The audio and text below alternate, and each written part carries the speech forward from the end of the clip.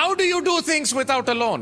అప్పు లేకుండా పరిస్థితి పనులు ఎలా చేస్తారండి? That's not a question that you should ask me. That's a question you should ask God. ఆ ప్రశ్న మీరు నన్ను కాదు అడగాల్సింది, దేవుణ్ణి మీరు అడగాలి.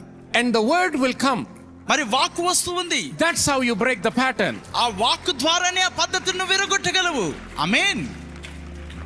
హల్లెలూయా. Do you know, just a few days ago, కొన్ని దినముల క్రితము there's a woman that's been coming to our church for the last few months. కొన్ని నెలలుగా మన సంఘానికి ఒక స్త్రీ I just got this testimony I think yesterday or today.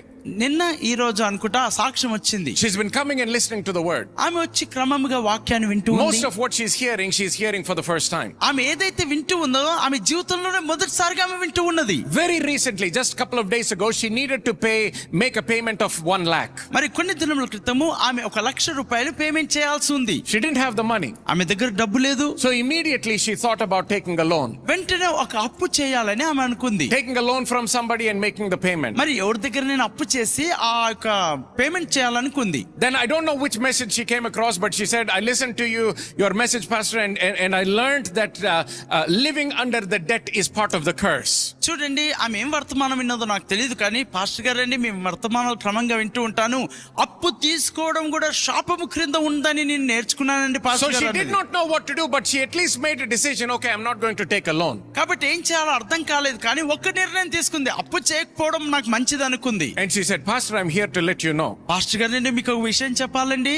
That there was some money that she was supposed to receive for more than 7 months. 7 నెలల నుండి ఆమె పొందుకోవాల్సిన కొంత డబ్బు ఉండింది. And she said, as soon as I made this decision, ఈ నిర్ణయాన్ని నేను తీసుకున్న వెంటనే the money that I was waiting for all of a sudden showed up. ఏ డబ్బు కొరకైతే నేను వేచి ఉంటున్నానో ఆ డబ్బు నాకు And she says, now I was able to take that money and take care of the payment. ఇప్పుడు ఆ డబ్బు తీసుకెళ్లి నేను ఎక్కడ కట్టాలో అక్కడ కట్టగలిగాను పాస్టర్ గారు.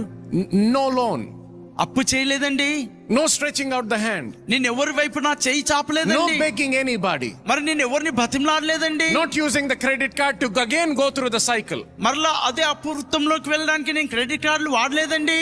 Not going from one bank to another bank. ఒక బ్యాంకు నుండి మరో బ్యాంకుల కోసం అప్పుల కోసం తిరగలేదండి. Taking a second loan to pay the first loan. మొదటి అప్పు తీర్చడానికి రెండో అప్పు నేను చేయలేదండి. That's a cycle. అలా చేయడం ఒక వృత్తమై ఉంటున్నది. So, but you might say, but pastor, that's only 1 lakh. How do you buy a house? Pastor గారు అండి, అది కేవలం 1,00,000 రూపాయలే కదండి, దాంతో ఇల్లు ఎలా కొనగలండి? You start where you are with 1 lakh. నువ్వు ఉన్న స్థితిలోనే 1,00,000 రూపాయలతో నువ్వు ఆరంభించు. And then God will show you how to do with 10 lakhs. ఆ తర్వాత 10 లక్షలతో ఎలా చేయాలో He'll show you how to do with 10 crores. మరి 10 కోట్లతో ఎలా చేయాలో ప్రభువు Then he'll show you how to do with 50 crores. 50 కోట్ల రూపాయలతో ఎలా వ్యవహరించాలి